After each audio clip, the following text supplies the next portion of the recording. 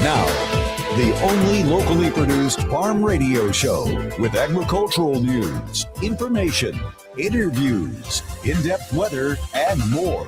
It's Terry Henne and his Farm Show on 100.5 and 790 News Radio WSGW and online WSGW.com.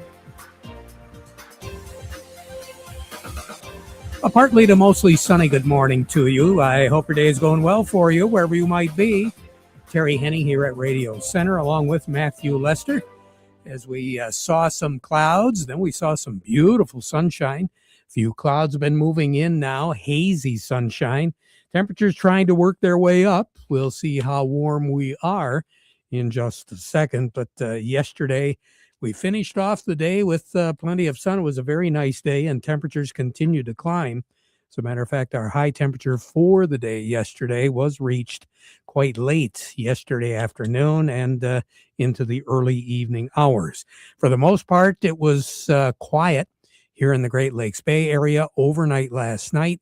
Northern Michigan picking up some precipitation. A little bit more in the way of freezing rain in some spots. Other spots just plain old drizzle and light rain. Nothing major to create any more problems than what some people still have. We still do have a few folks that are without power, but for the most part, the crews have really done an excellent job in getting a lot of folks back on power.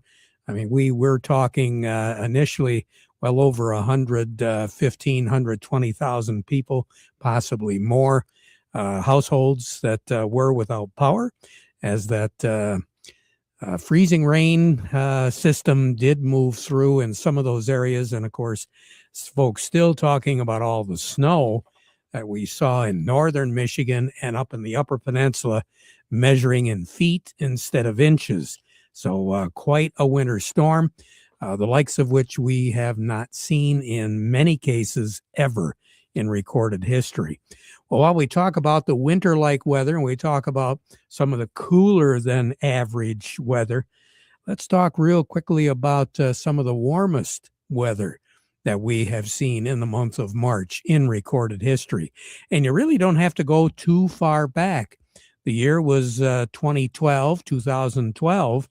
And in the month of March, back in 2012, we had 7 record high temperatures, 7 days out of the 31 where we saw record highs. And where we are right now is kind of in the middle of all that activity. We had record high temperatures on the 14th, the 15th, the 17th, and the 18th of March. Today, the 20th and the 19th. The 20th today, record high temperature as well. That was 83, set back in 2012. And then the 21st, we had record high temperatures. So count them up. That's 7 of them.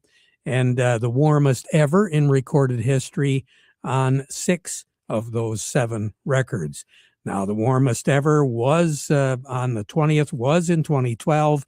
83 was our high. 61 was our low. So we're talking late June, early July average temperatures that happened back in 2012. And 2012 was a very interesting year. Not only was it warm, but it was exceptionally dry in some spots, especially here in Michigan. Now, low pressure system that caused all this activity that we saw over the last 24 to 48 hours is over New York State. There's a frontal system that is running a trailing frontal system from northern Ohio back into Indiana, Illinois. All that activity is moving out, and it will move out here later this afternoon. I guess we're probably not the first ones to say happy spring, but spring officially kicked off this morning at 10:46, the vernal equinox. So looking forward now to with fingers crossed, a little bit more spring-like weather. Are we going to get that? Well, not really, but we are going to be a whole lot closer to what's normal for this time of the year as we move through the weekend, and then we move in through the next couple of weeks to take us all the way through the 2nd of April. We are looking for our temperatures to average out normal for this time of the year. Precipitation patterns should be slightly above normal. Now, Matthew, temperature-wise, what are we looking at right now? Well, currently, over at the airport, it's partly sunny at 45. Over in Midland, it's partly sunny at 43 degrees. Here at Radio Center, it's partly sunny at 50. We have west winds at 8 miles per hour, and our pressure's at 29.68, and it's steady. So we pretty much peaked out. Maybe we'll get another degree or two, and that's going to be about it, because we are looking at the cooler air to settle in as we go into the afternoon hours. So the high temperature should be reached here, if not already, within the next hour or two, and then we'll see that temperature drop down through the low 40s as we move into the later afternoon hours. You'll know when the cold weather is going to move in, the colder temperatures, because instead of seeing a west and a southwest breeze, we'll be looking at a northwest breeze. So some light showers earlier this morning, clearing skies as we go through the day. Clouds will be moving in a little bit more later on today, more than likely tonight. There will be some breaks in the clouds tonight. High pressure will be over Grand Rapids, but that high is a rather weak high, and it is going to be moving out rather rapidly. Now, tomorrow, we're looking at our temperatures not quite as warm as what it will be today. We're looking after a low tonight of 31. We'll work our way up to right around 48. We're still above average as far as our temperatures go.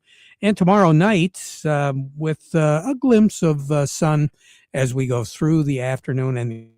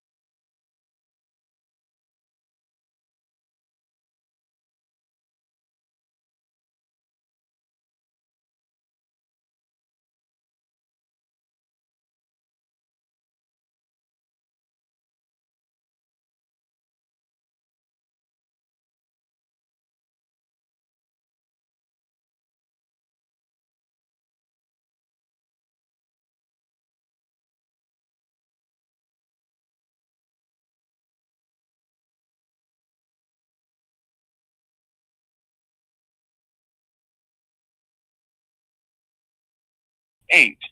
On the bright side, sugar's at $15.59, up 22 cents. Now, crude oil, I heard it hit 110 overnight, but sitting at 96.70 right now, up $1.15. Heating oil is $4.45, up 10.7 cents. Gasoline is $3.21.70. That's up 9 cents. The spread there is $1.22 higher for the heating oil, i.e., diesel fuel. So that's kind of ugly. Natural gas is $3.04.5. That's down 8 cents. I'm over to currencies. Canadian dollar, U.S. dollar buys $1.3738 Canadian. That's unchanged. The dollar buys 159.08 yen. That's up 136 ticks. The euro's at 115.44, down 44 ticks. And the dollar's at 99.62. That's up 39 ticks. Gold's at 45.64.60, down $41.10 an ounce. Silver's at 69.45, down $1.52. Platinum is 19.54.90, up $11. And copper's at 5.34.75, down 8.5 cents. All righty. Oh, what a week. You think you're going to sleep good this weekend? Oh, my. Wow. Oh, my. I don't know. I guess this is the equivalent of putting on about 20,000 steps a day, right? Oh, yeah. I'll go with that. Yeah, kind of wears you down real quick. You have a good weekend. We'll talk to you on Monday, Thanks. all righty? All right, you too. Doug Klein over at Oppenheimer. Farm Service brought to you today by the folks at the Rummel Insurance Agency. You know, they do understand the risks that you face as a Michigan farm and agribusiness owner. Now, they know that every farm's needs vary like the crops in the field. They know that you're more than a number. They also know that you do have a family, goals, dreams for the future, and that these things are really important to you. They want to get to know you one-on-one so they can help get the right farm insurance protection for you and your family. See them today. They're conveniently located for you in Frankenmuth, Saginaw, and Carroll. That's the Rummel Insurance Agency. We've got an event coming up on Monday and Tuesday of next week. I want to touch base real quick with somebody who knows all about it. That's John Findlay with Clearwater Farms. John, good morning. How are you? Good morning, Terry. We're doing great. How are you? Hey, not too bad. Not too bad. You know, you've tried it at home, and you've had it the last year or two over at the Doubletree. It looks as though this is going to be another big event coming up, March 23rd and 24th, the Clearwater Farms Organic Expo. Tell us a little bit about it, John. Yeah, that's right, Terry. We started, we had it 2 years at our main farm in Carroll, and then we kind of outgrew that and moved to Bay City to the Doubletree. And this year, our focus and emphasis is on organic buyers. The organic market last year was a little depressed. It has definitely turned around. This year, things are looking real good. So we have 10 different organic buyers that have a booth at the expo. We have a total of 47 booths there. And then we also have 2 different panels with 7 different buyers that are going to speak and talk about what the market needs. What are buyers looking for? What do they want to see farmers grow? And hopefully get some price indications. I'm just kind of curious, John, whatever brought up the idea of having an organic expo to start with? Yeah, that's a great question, Terry. Our area, the thumb of Michigan and the Saginaw Valley, is really a hot spot for organic farming. And we could see that there's a lot of acres. There's some big players in this area. And there was no organic row crop conference in the state. And we decided to throw one together. And the very first year was a huge success. And we've just tried to build upon that. And again, you brought up the exhibitors. You've had a lot of support for this right from the very beginning, haven't you? Yeah, we have. And like I said before, there's 47 different booths. We obviously have buyers there, but we've got equipment. 5 different companies are going to speak as well on different equipment that's specific to organic farming. We have a transition to organic panel this year as well. So there's a certifier there that can answer questions. If you're thinking about going organic, you just want to know, what opportunities are out there. We have inputs from soil amendments to seeds. And lastly, an H2A panel. If you have any trouble with organic or not, if you're having trouble with labor, there's going to be a panel there as well as some companies that deal with that. Now, do we see organic acres increasing here in our area? I think in our area, it's been a slow increase. The numbers have been pretty flat the last few years. A lot of guys in this area made the switch in the late 90s and early 2000s, which really makes this area unique. It's a very mature organic hotspot. Other places, a lot of talked to somebody in Iowa the other day, and there's a lot of growth that happened in certain areas there in the last 3 to 5 years. And as you know, it takes 3 years to become organic, so it's not something that you can do this year. You start the process this year, and then in 3 years, you're certified organic. What are the advantages of organic farming, John? Well, this at this point in time, with the current conditions of the farming economy, the potential to make more per acre and more profit per acre is there. Yes, it's more labor. Yes, it's more work, but the opportunity to make it. And there's other advantages. You're definitely more connected with the end user. You know, we know where our corn goes and what eggs or meat come from that. We know the companies that buy our dry beans and our soybeans, and we can see that product on the shelf. So there's a little bit of pride that goes along with that, being able to see where your product ends up. Are there any supporters, any sponsors that really do deserve a shout out? Yeah, I think some of the nice ones to throw would be really the buyers that we're going to have there. The Kalmbach, Miller Poultry. We've got a few others like that. Bayshore Sales, which is a local company that sells a lot of different farm equipment. They're going to be here. And then Morgan Composting, who's been a sponsor for quite a while. They're going to be there, as well as Anderson's, who buys grain. So a broad spectrum, a lot of different people, and really looking forward to it. Well, I'm looking forward to seeing you guys Monday morning. The expo opens up at about 10 o'clock? 9 o'clock is the first session on Monday. So doors open 8. All right. Hey, that sounds great. You have a nice weekend, John. We look forward to seeing you next week. All right. Can't wait. Thanks, Terry. You bet. John Findlay with Clearwater Farms. We're going to take a quick break, and then we'll be right back. B-Series is a do-it-all tractor. Run powerful attachments that can be easily switched out. It features a hydrostatic transmission and is simple to maintain. The Kubota B-Series. It makes the hard work look easy. Talk to your local Kubota dealer today to schedule a demo. Built upon a solid foundation of cast iron and steel, the Kubota L-Series is part of our under 100 horsepower tractor lineup, rated #1 for reliability. They feature powerful Kubota diesel engines and easy operation. The durable Kubota L-Series. Talk to your local Kubota dealer today to schedule a demo. Go to KubotaUSA.com for full disclaimer. See Kim Weiss at Lingle Equipment, 3001 Sawyer Drive along I-75 at the M81 Carroll exit just south of the Zilwaukee Bridge, Saginaw. Call Kim today at 989-754-7801 or email at k.weiss@lingle1.com. Farm Service brought to you today by the folks at Freeland Bean and Grain, your Dairyland seed headquarters. Sure Crop, Nature's, great selection of products from both of them. Mr. Farmer, it's going to help you increase your yields as you go through the growing season this year. For more information on all of that, you just get a hold of Vic Huffer. He'll more than gladly walk you through some of the steps to hopefully get you going and get that bottom line growing with the help of Freeland Bean and Grain. Serving you as their business. They've been doing it since 1983. Freeland Bean and Grain.